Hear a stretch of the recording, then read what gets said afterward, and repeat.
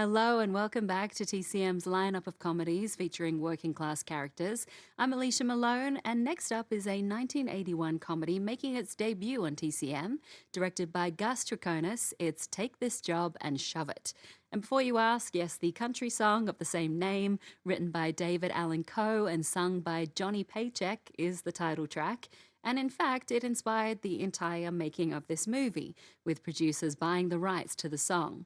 David Allan Coe and Johnny Paycheck also have cameos and contributed other songs to the soundtrack, including You Can Count on Beer and 15 Beers.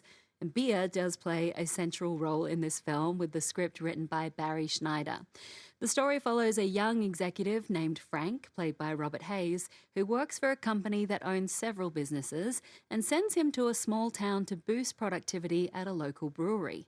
It turns out the town Frank is sent to is where he grew up, and as he reconnects with his old friends and former love interest, J.M., played by Barbara Hershey, Frank finds himself caught between his new life and old loyalties.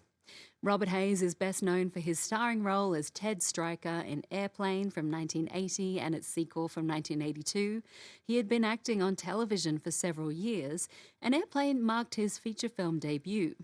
Hayes wasn't the first choice for our movie, but ended up winning this role and signing the contract around the same time Airplane was released. And by the time Take This Job and Shove It hit theaters, Hayes was riding high from the success of Airplane. The publicity team used that to their advantage, with a tagline on the poster that claimed, "Robert Hayes hasn't had this much fun since Airplane."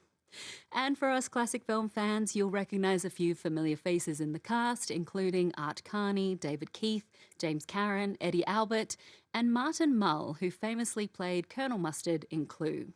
From 1981, get ready to take this job and shove it.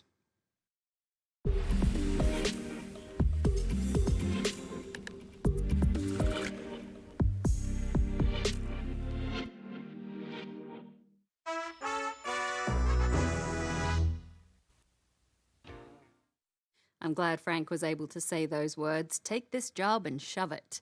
And while this is a film that is definitely of its time, there are still parallels to today, with humans being phased out of traditional jobs in the name of productivity. And you may have noticed the special thanks in the end credits, thanking Pickett's Brewery and noting that it was still the only operating brewery in the state of Iowa. The film was shot partly at that real location, now called the Dubuque Star Brewery, which has been making beer on and off since 1898, and it's listed on the National Register of Historic Places.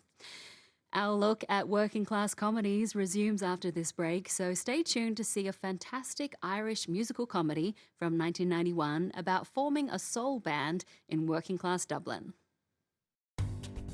Next on TCM, The Commitments, then Modern Times, and later, The Working Man. Rage Against the Machine with TCM Tonight.